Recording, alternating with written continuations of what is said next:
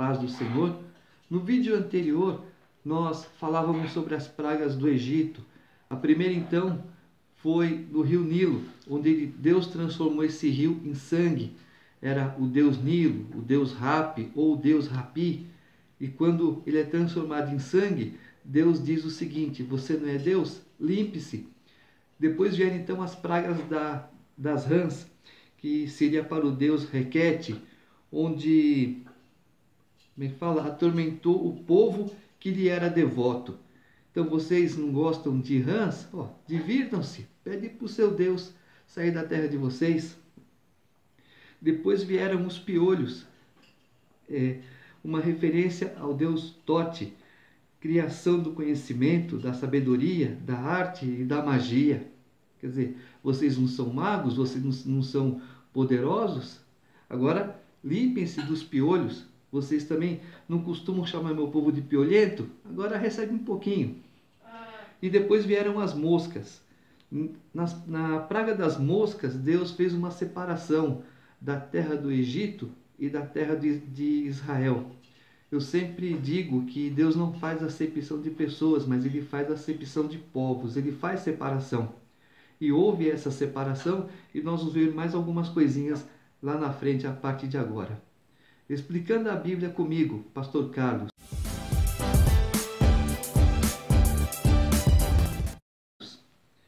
Êxodo capítulo 9. Disse o Senhor a Moisés: apresenta-te a Faraó e dize-lhe: assim diz o Senhor, o Deus dos Hebreus: deixa ir o meu povo para que me sirva, porque se recusares deixá-los ir e ainda por força os detiveres, eis que a mão do Senhor será sobre o teu rebanho que está no campo, sobre os cavalos, sobre os jumentos, sobre os camelos, sobre o gado e sobre as ovelhas, com pestilência gravíssima. E o Senhor fará distinção entre os rebanhos de Israel e o rebanho do Egito, para que nada morra de tudo que pertence aos filhos de Israel. O Senhor designou certo tempo, dizendo: amanhã fará o Senhor isto na terra. E o Senhor o fez no dia seguinte, e todo o rebanho dos egípcios morreu, porém do rebanho dos israelitas não morreu nenhum. Faraó mandou ver, e eis que o rebanho de Israel não morrera nenhum sequer, porém o coração de Faraó se endureceu e não deixou o povo ir. Quando ele ataca o rebanho, então, ele está fazendo uma afronta ao boi Apis, o deus touro. Então, se esse Deus é poderoso para livrar os seus animais de peste, de morte, ele que se vire. Tá certo? Então disse o Senhor a Moisés e Arão: apanhai mãos cheias de cinza de forno, e Moisés atire-a para o céu diante de Faraó. Ele se tornará em pó miúdo sobre toda a terra do Egito, e se tornará em tumores que se arrebentem em úlcera nos homens e nos animais por toda a terra do Egito. Eles tomaram cinza de forno e se apresentaram a Faraó. Moisés atirou-a para o céu, e ela se tornou em tumores que se arrebentavam em úlceras nos homens e nos animais. De maneira que os magos não podiam permanecer diante de Moisés por causa dos tumores, porque havia tumores nos magos e em todos os egípcios. Porém o Senhor endureceu o coração de Faraó, e este não os ouviu, como o Senhor tinha dito a Moisés. Então os tumores, agora eles recaem sobre os egípcios e sobre os animais dos egípcios. E o povo de Israel e os animais de Israel nada sofrem. Então, anteriormente, Deus havia feito separação do Egito e de Israel. Agora, Deus está fazendo separação do Egito e de Israel, pessoas e animais. Inclusive, aqueles sacerdotes que estavam lutando contra Moisés, Janes e Jambres, que estão na segunda epístola de Timóteo, capítulo 3, versículo 8, são eles que estavam lutando contra Moisés, que também foram afetados e depois nem na presença de Moisés ficaram mais. Disse o Senhor a Moisés: Levanta-te pela manhã cedo, apresenta-te a Faraó e dize-lhe: assim diz o Senhor, o Deus dos Hebreus: deixai ir o meu povo, para que me sirva, pois esta vez enviarei todas as pragas sobre o teu coração e sobre os teus oficiais e sobre o teu povo, para que saibas que não há quem me seja semelhante em toda a terra. Pois já eu poderia ter estendido a mão para te ferir, a ti e o teu povo, com pestilência, e teria sido cortado da terra. Mas deveras para isso te hei mantido, a fim de mostrar-te o meu poder e para que seja o meu nome anunciado em toda a terra. Primeira coisa, Deus poderia muito bem ter exterminado Satanás e viveríamos num paraíso. Mas Deus não fez isso, porque Ele nos dá o livre-arbítrio de servi-lo ou não. E neste caso, Ele mesmo disse: eu poderia acabar com você, poderia ter cortado você da terra, mas eu não fiz isso. Para mostrar-te o meu poder. Eu quero que você veja o meu poder. Foi isso que Deus falou para Faraó. Então, nós também, na posição, não podemos exigir que Deus mate os nossos inimigos. Devemos orar pelos nossos inimigos e pedir para Deus: olha, abençoa, conceda a salvação, sabe? Eu abençoo o meu inimigo. E aí, o que Deus fizer de bom ou de mal, aí é com ele, não é conosco. Nós não podemos agir pelas nossas próprias mãos. Ainda te levantarás contra o meu povo para não deixá-lo ir? Eis que amanhã, por este tempo, farei cair muito grave chuva de pedras, como nunca houve no Egito, desde o dia em que foi fundado até hoje. Agora, pois, manda recolher o teu gado e tudo o que tens no campo, todo homem e animal que se acharem no campo, e não se recolherem à casa, em caindo sobre eles a chuva de pedras, morrerão. Quem dos oficiais de Faraó temia a palavra do Senhor, fez fugir os seus servos e o seu gado para as casas.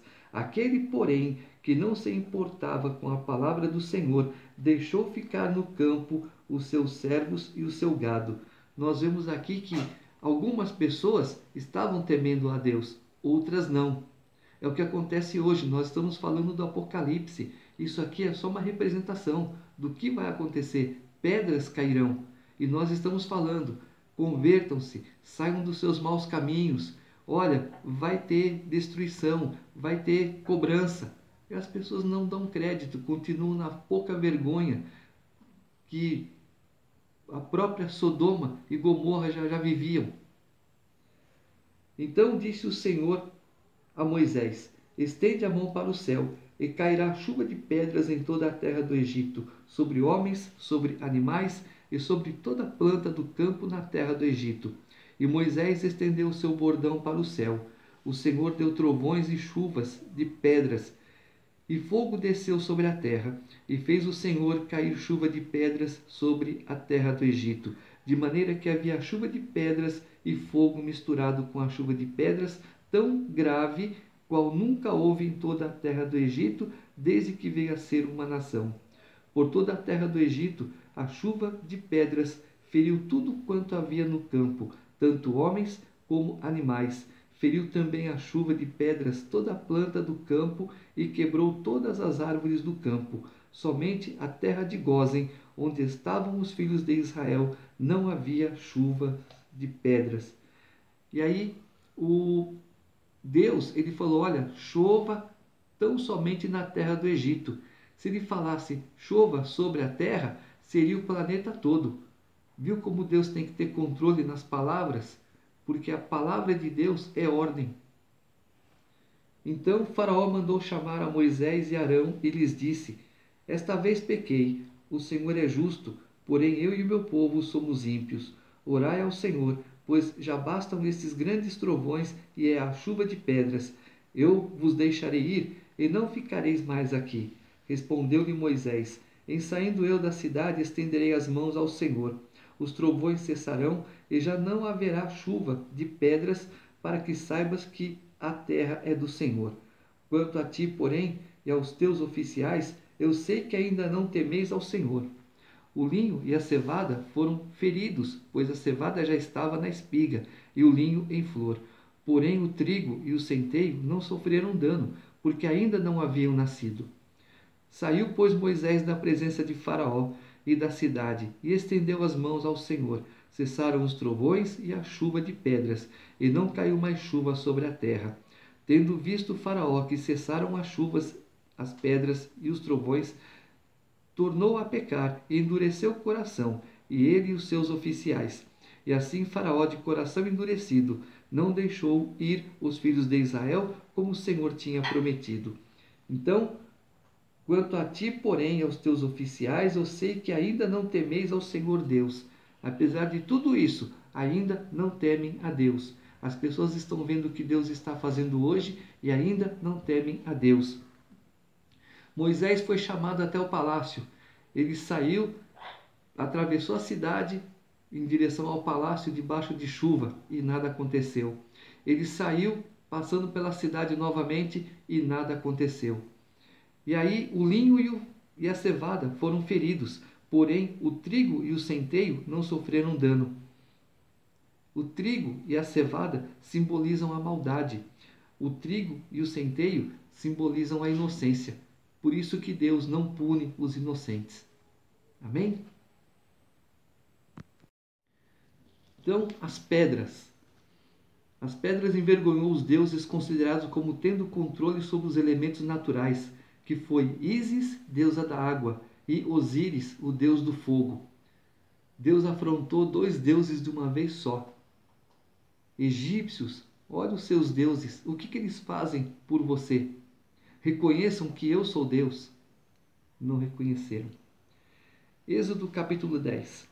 Disse o Senhor a Moisés: vai ter com Faraó, porque ele endureceu o coração e o coração de seus oficiais, para que eu faça estes meus sinais no meio deles.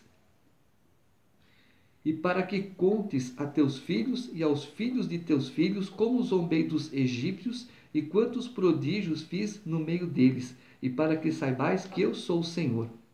Quando ele fala, conte para os filhos dos teus filhos, porque a palavra de Deus tem que ser mantida, tem que ser falada, tem que ser guardada. Por isso que, se nós ficarmos contando, alguns detalhes serão esquecidos. Então eles começaram a escrever, principalmente Moisés, que tudo que está escrito em Gênesis, Êxodo, Levítico, Números e Deuteronômio foi as palavras que Deus ditou para Moisés, tá? Então nós temos que fazer o quê? Igual está lá em Provérbios. Ensina o menino o caminho que deve seguir, e depois de grande não se desviará dele. Apresentaram-se, pois, Moisés e Arão perante Faraó, e lhe disseram: assim diz o Senhor, o Deus dos Hebreus: até quando recusarás humilhar-te perante mim? Deixa ir o meu povo para que me sirva. Do contrário, se recusares deixar ir o meu povo, eis que amanhã trarei gafanhotos ao teu território. Eles cobrirão de tal maneira a face da terra que dela nada aparecerá.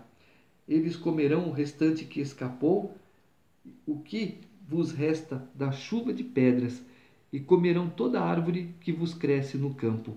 E encherão as tuas casas, e as casas de todos os teus oficiais, e as casas de todos os egípcios, como nunca viram teus pais, nem os teus antepassados, desde o dia em que se acharam na terra até o dia de hoje.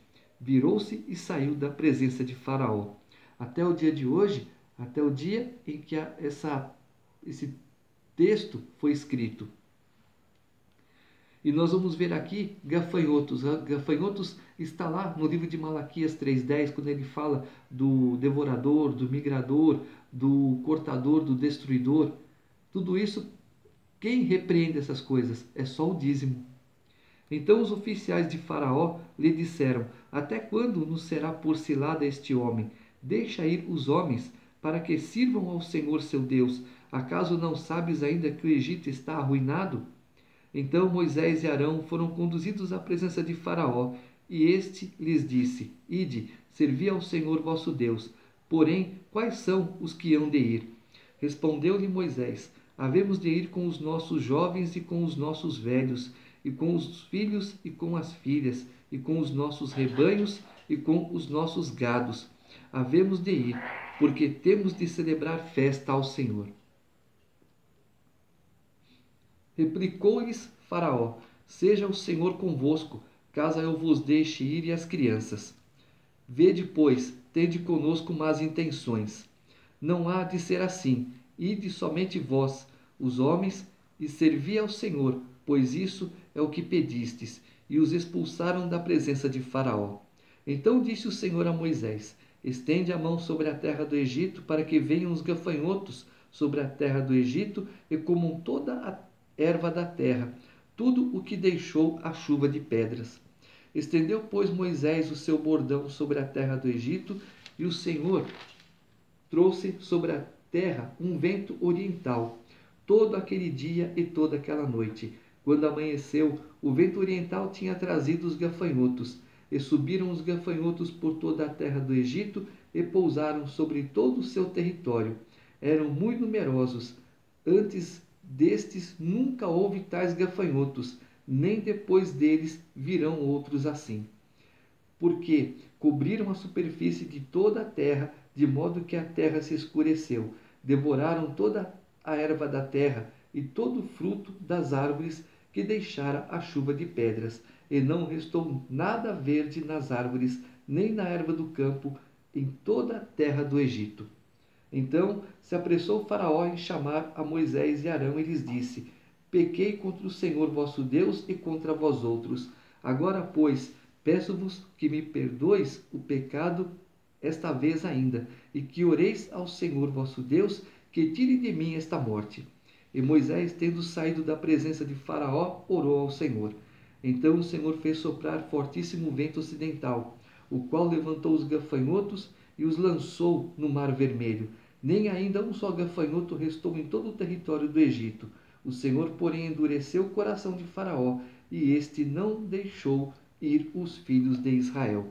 Os gafanhotos, Deus está afrontando agora Deus Shu, ou Deus do ar. Olha, veja aí, mais um Deus que vocês adoram e que perto de mim não é nada. Comparado a mim, não tem poder nenhum. Então disse o Senhor a Moisés: estende a mão para o céu, e virão trevas, e sobre a terra do Egito, trevas que se possam apalpar. Estendeu, pois, Moisés a mão para o céu, e houve trevas espessas sobre toda a terra do Egito por 3 dias. Não viram uns aos outros, e ninguém se levantou do seu lugar por 3 dias. Porém, todos os filhos de Israel tinham luz nas suas habitações. Esses 3 dias eu posso fazer uma referência aos 3 dias que Jesus ficou no sepulcro. Então o Faraó chamou a Moisés e lhe disse: ide, servi ao Senhor. Fiquem somente os vossos rebanhos e o vosso gado. As vossas crianças irão também convosco.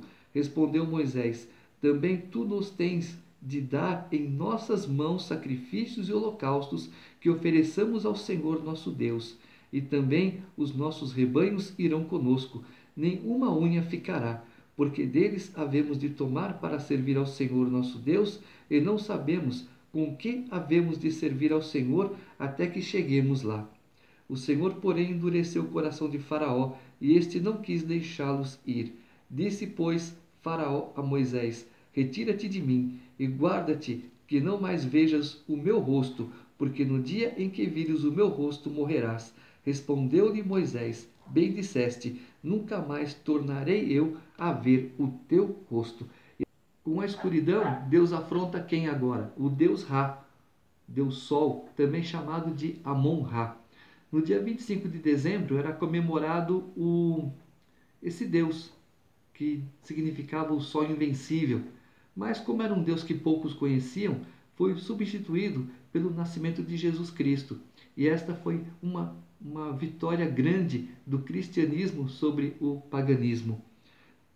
Depois, eles substituíram esse Deus Ra pelo Deus Atom.